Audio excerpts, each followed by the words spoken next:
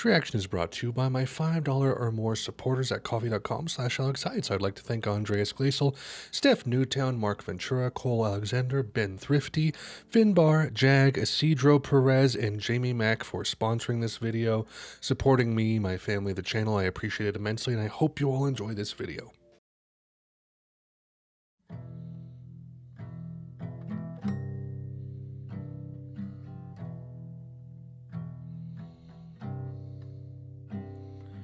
It's okay to fish. I'm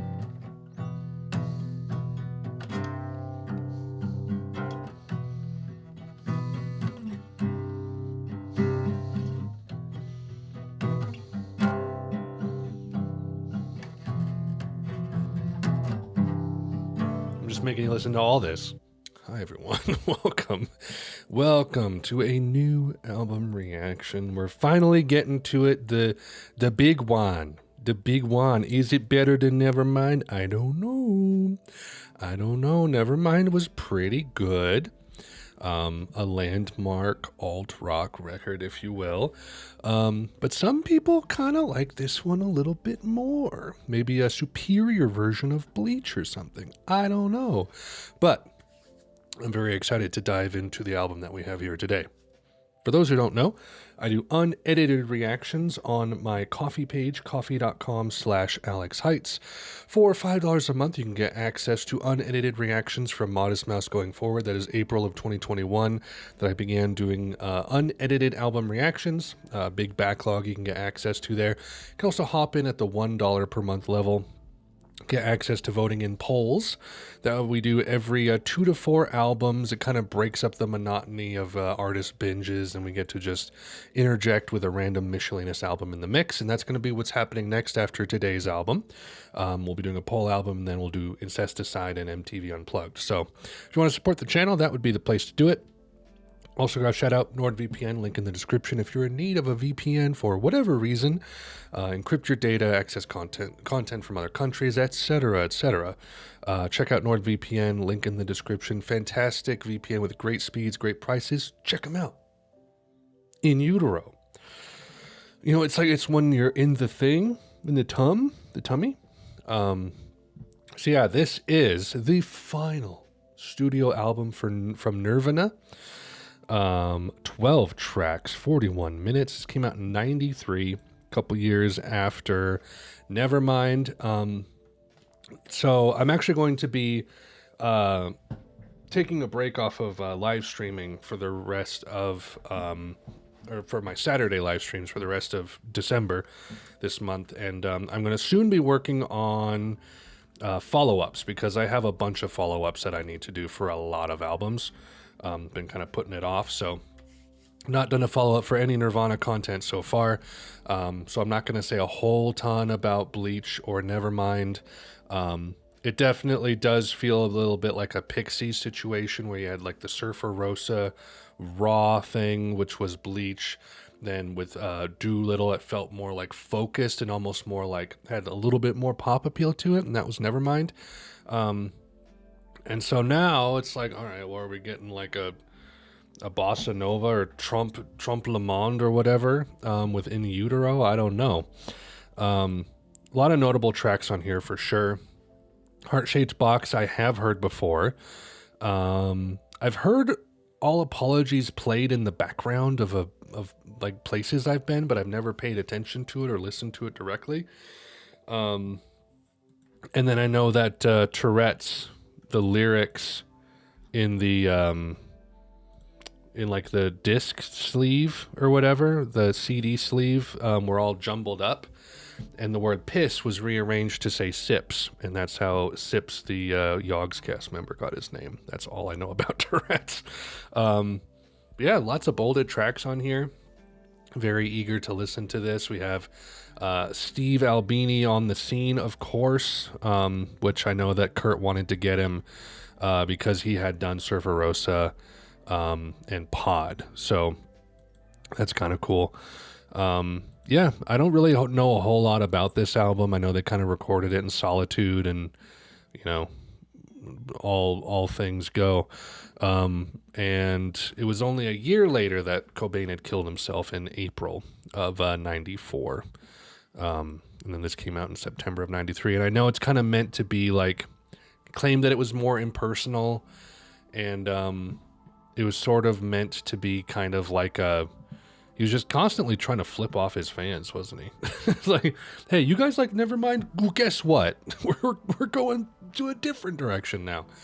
Would have been cool to see like what he would have done after In Utero as far as like songwriting goes, but whatever his note said, better to die in a blaze than, what did he say? I don't even remember, man.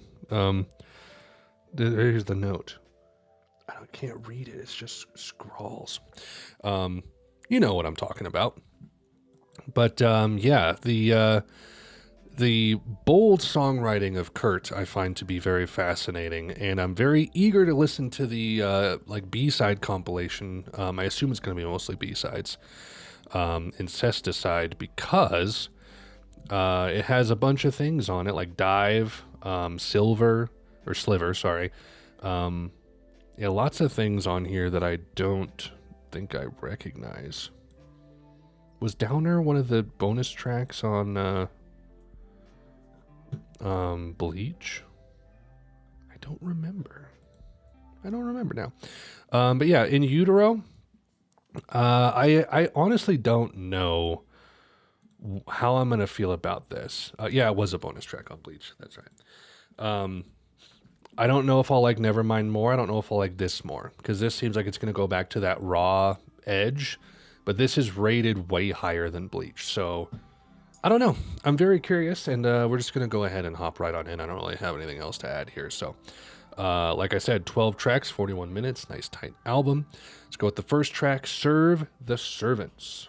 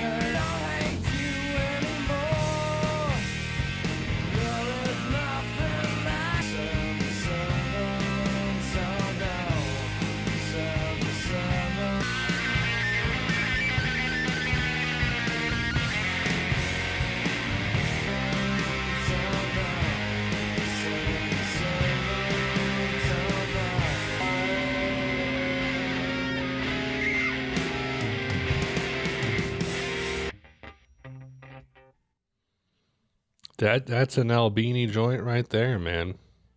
You can hear it in there. I like the they tried to go for more room tone, the ambience with room mics. That's nice. Yeah, the it's interesting because it feels, this is such an interesting thing with Albini too, is like it feels distorted and rocky, and it's like it has that we listened to Kerosene on one of the by Big Black on one of the donation streams, and it just had this, like, it felt like the guitar was just made of rocks, like literal, like just stones. And I don't know how you achieve that kind of like crisp yet rough, not super, like, it's not overwhelming the frequencies. It's not like there's not a bunch of feedback or clipping or distortion, but it's such a gritty tone without relying on low end, which is wild. But the chorus had a very I got like Pavement vibes, like some of like Stephen Malkmus's like melody phrasing. I kind of got some essence of that in here. Felt a little bit more like that kind of classic 90s and 80s indie rock, you know. Good start. Let's keep trucking. Scentless Apprentice.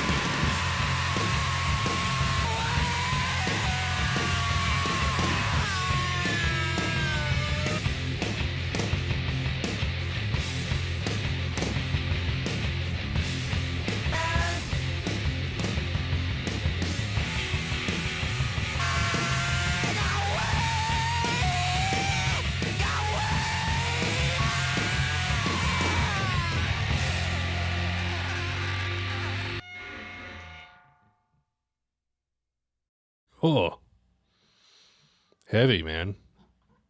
Leaning back into that sludgy sound from Bleach, but like it definitely has the Albini touch, man. It's so cool. Like the mix is so interesting. Um, and like the distant room mic, like it just literally felt like someone was rocking out on an amp like 12 feet away from you. Cool. And also apparently about a book called Perfume, which I looked up and read about while listening to this, and I'm now very fascinated and kind of want to read it myself. All right, cool. Two for two. Heart-shaped box. The chord work on here is really awesome. Let's listen.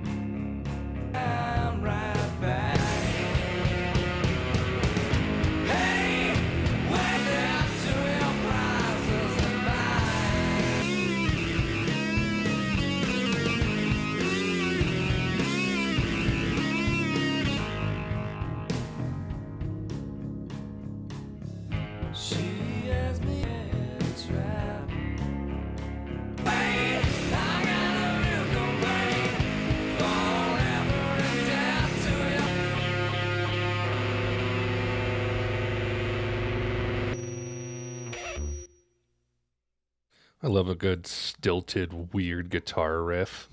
Man, it's so cool. So I'm very curious. Tell me, guys, in the comments. Apparently, they brought in Scott Litt, of REM fame and stuff, right? Yeah. He did Document, Green. Did he do Out of Time? He did Out of Time as well. Okay, yeah. And oh yeah, and then Automatic for the People. Wow, and then doing In Utero. Interesting. Okay. So he did like some remixing, some different, I shouldn't say remixing, but like remixed Heart-Shaped Box and All Apologies. But there are like, because they weren't quite satisfied with Albini's mix, but like, is that like the single version or what's on the album? So like what I just listened to, was that Scott or Steve? Because I don't actually know like which ended up where or if they actually exist.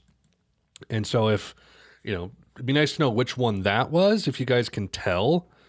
And then I also want to check out, like on my own time, I will check out the other version to see what they sound like. But cool, yeah, really, really nice song.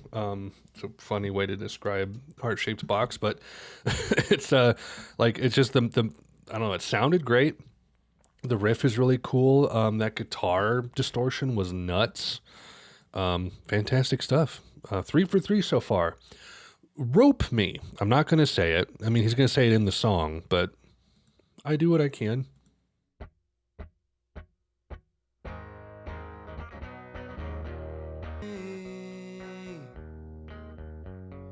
Rape me. I'm the only one. I'm the only one. Hate me. Only one. I'm the only one. I kiss you on the soul. Hey, my friend.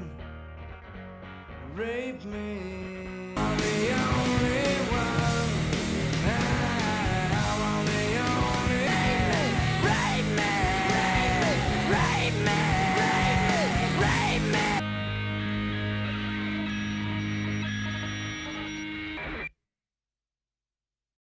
I'm going to have to watch other people's reactions to this to see if I can get away with actually like playing it. I don't want to get in trouble. Interesting. That's cool. I mean, not as good as like Polly, which is, you know, obviously the first instance of that he kind of really toyed with, or Floyd the Barber, if you will. Um, I find it really funny that people like misunderstood Polly, and presumably were just like, he was doing what to this young girl? It's like, no, no, you like, I swear, people just like no nuance whatsoever at all, period, ever, and it's remarkable, isn't it? Yeah, it's fine. I mean, it felt like it was more like in service of something, obviously, than as like standing alone as its own really good track, because it's just kind of a, you know, pretty straightforward, more punky track. But first three were better in some ways, but not bad. Frances Farmer will have her revenge on Seattle.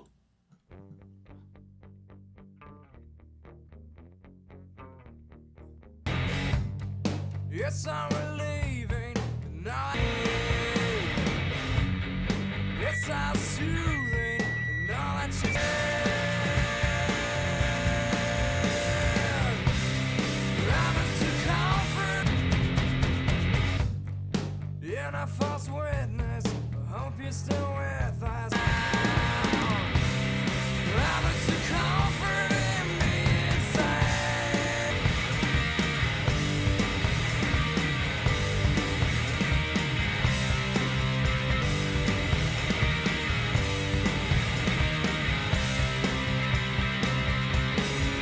Yes, so we're leaving, and all that you're leaving, soon as you get there. Comfort in me inside.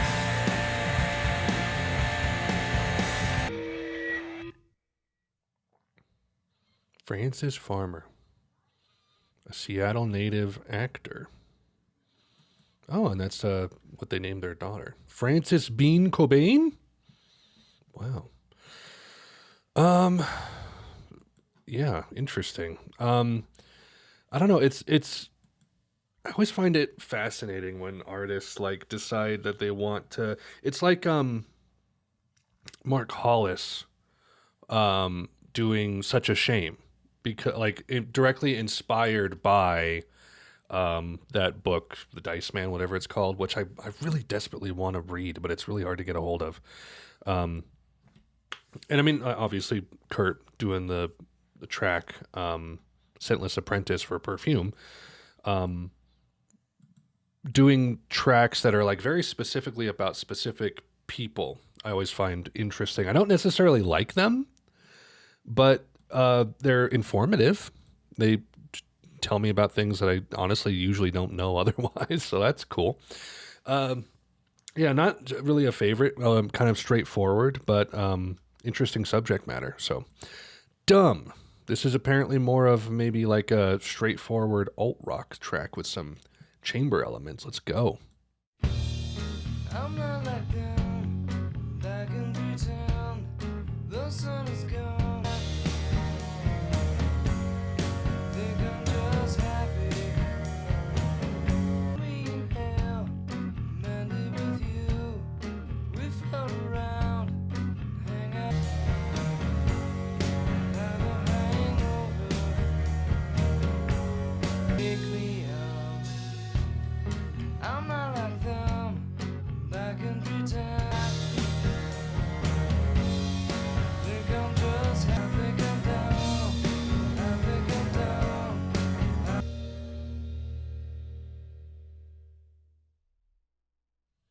Hmm. Interesting track. They definitely had a bit of the REM vibes going on with some of the chamber elements. Felt like it could have like a darker track from Automatic or something like that. Interesting that apparently Frances, Kurt's daughter, told Rolling Stone that I don't really like Nirvana that much, but this song makes her cry every time she hears it. Fascinating stuff. Yeah, pretty cool. Nice little, really anything in that something in the way vein. I find really captivating and compelling from Kurt, and I would love to hear more of that. I'm not really expecting to hear more a whole lot, because a lot of this seems to rely on more, more of the grunge elements, which come from the the post-hardcore and the sludge metal and the punk and all that other stuff. So, but when I get it, I like it. Very nice track. Very Ape.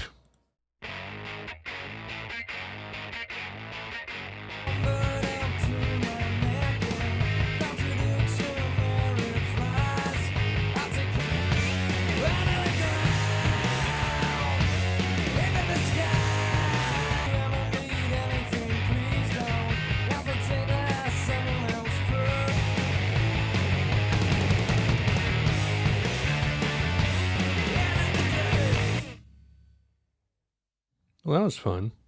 Just a little weird in between in the middle of the album. Just kind of bridge us over to the B side. I don't know. Nothing remarkable, but fun. And that guitar sound was kind of nuts. Milk It.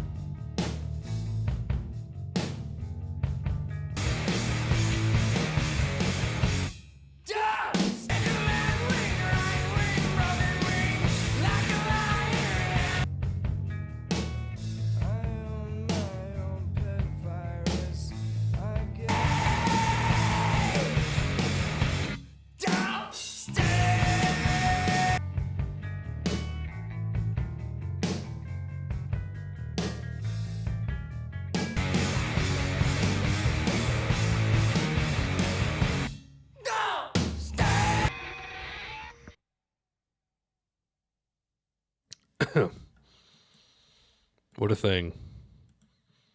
They did the Sonic Youth. Look at them. That was interesting. Got the dynamics of like the really sparse no wave verses, and then it just kind of goes into the punky riff, more of that. Interesting. So this album is kind of is kind of like a mix between some Bleach elements and some Nirvana Nevermind elements, but it's also kind of doing its own thing too. So that's cool. This is really like a culmination of all that they had kind of done before, kind of going back to old things, but in a new way. Interesting. Cool. All right. Let's keep trucking. Pennyroyal Tea. I'm on my time with everyone. Sit and drink Pennyroyal tea.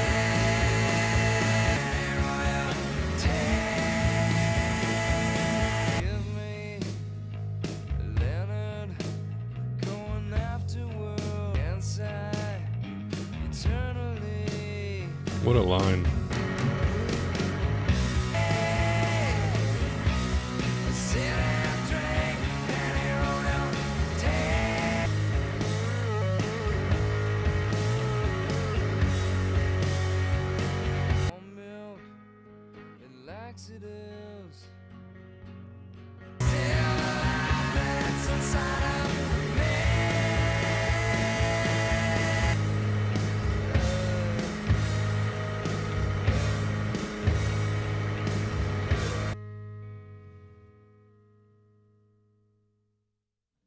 Fascinating. Apparently that one also got a Scotlit remix in preparation for the single. So again, I don't know what I'm listening to here. Pretty straightforward song. I know they wrote it like in basically 30 seconds. Interesting subject matter in the lyrics as well. So interesting how like I was listening as I was listening to like Heart Shaped Box, I was thinking, if this didn't have the really crunchy production and like dark, mysterious composition to go behind it, these lyrics would be kind of cringe. You think about that? Like some of Kurt's lyrics, just on their own, you read them and they're like, I still try hard. I mean, granted, it is really raw, but like, it's like, but then you get the grungy riffs behind them and they're just like, oh, okay, I see. Yeah, not bad. Not bad. We have 3 tracks left, everybody. Radio Friendly Unit Shifter.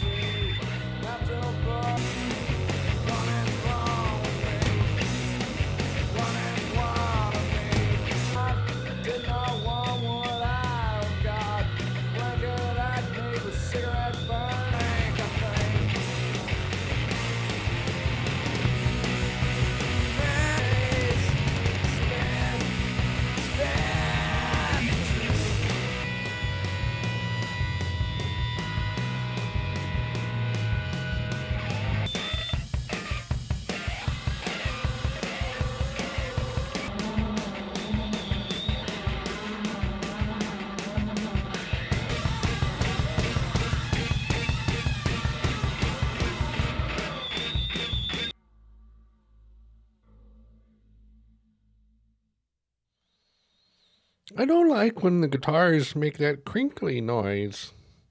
I just want them to go boom, boom, boom, boom, boom, boom, boom, boom. Maybe my least favorite, along with Very Ape. Not bad, just a little like, I don't know. It kind of sounded, the riffs reminded me of the Beetlejuice theme.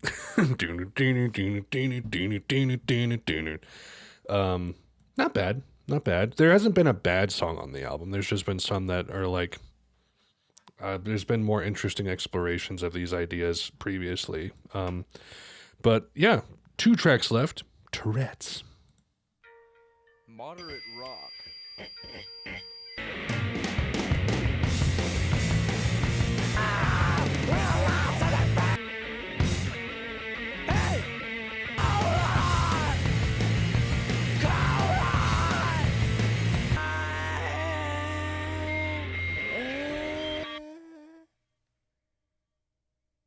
It is very hard to maintain any amount of tonality when you're screaming like that. So the fact that I could kind of like I could make out the melody as he was screaming is pretty impressive actually, because he still had that grunge rasp, and like that's when you start to lean away from the tonality. But he managed to do it. Managed to do it. That was silly. That was fun. Cold Heart. All that you do and you know, and there it is. Okay, final track. All Apologies. Very excited to finally hear this.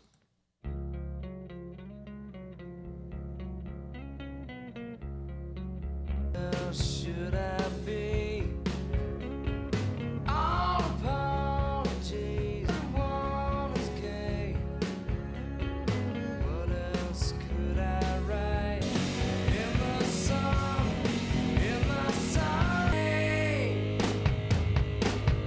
very amused. Find my nest of song, freeze a burn. Choking on the end. Mary.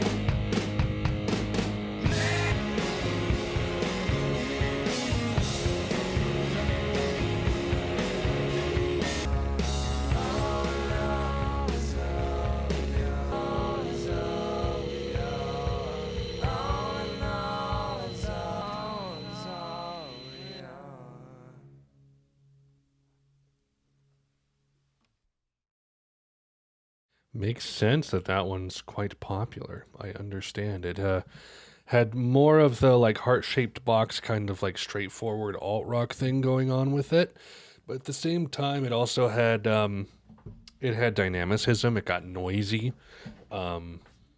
Riff was nice. Riff was nice. One of the highlights on the album. I see why that's the end. Prefacing it with radio-friendly unit shifter and Tourette's is a little bizarre, but you know, that's the punk Kurt Cobain way, man. Oh, jeez. Okay, so that is In Utero. Is Nevermind a better album than In Utero? What a question. I think possibly, yeah. by a little bit. By a little bit. I don't know. The stuff on, like, everything on Nevermind is pretty notable, I think. Except for maybe, like, Drain You and Stay Away. Those can be kind of like, I don't know, don't pack the same punch as all the other tracks on the album. Like, even On a Plane, I think, is pretty notable, as far as just alt-rock tracks go. On here, I don't know, Francis Farmer kind of has to ride on the subject matter of the lyrics. Very Ape, Milk It, Radio Friendly Unit Shifter, and Tourette's are also just kind of like, not skippable, but I don't know, they just don't stand on their own 2 feet. I think Serve the Servants and All Apologies are nice bookends. That's really good. Scentless Apprentice is an interesting one. Obviously, Heart Shaped Box is solid as well. I don't know. Pennyroyal Tea didn't really fully grab me either. Hard to say. Like, as of right now, I think Nevermind is slightly better. I like it a little bit more, but there's some interesting stuff going on here, and maybe after letting this sit for a while and listening to the compilation and the unplugged performance will kind of help me process this one here. But pretty cool stuff. Pretty cool stuff. Not as aggressive as I was anticipating. I feel like Bleach is definitely more harsh than this, but pretty cool. Pretty cool for alt rock going into the 90s. Well done, Kurt. Anyway, that is In Utero. Excited to check out the Incesticide compilation coming up next. All right, everyone, that's all. We're done. We've done the album. Album is finished. I hope you enjoyed the reaction. Things to plug, of course, coffee.com/AlexHeitz. $5 a month gets you access to unedited reactions, of which this is one. And then hopping in at $1 per month level gets you access to voting in polls, which will be happening after this one here, probably after the holidays as well. So if you want to support the channel, that'd be the place to do it. Also got to shout out the Discord, link in the description for that. Got about 175 members over there. We post music discussion, Topster Charts memes. I'll post when I'm going live, stuff like that. Unlisted access to unlisted reactions before they go live and things like that. So if you want to join the community of me, that is the place. All right, that's all I got, everyone. Hope you're all doing well. I don't know if I'll see you before or after the Christmas season, donation streams, whatever, but hope you're all doing well. Hope you're enjoying the Nirvana binge. It's been very fascinating. And I am thrilled to be going into Slow Dive coming up soon. I'm going to have the time of my life listening to all of that stuff. That'll be great. And we'll be doing a live re-listen for Souvlaki, which I'm excited for as well. So, and then going into microphones in Mount Erie, it's just all uphill, man. Not that Nirvana is downhill, but it'll be things that I know I'm going to really dig. Anyway, that's all. Thank you all so much for watching. Until next time, take care. Fare thee well. Godspeed.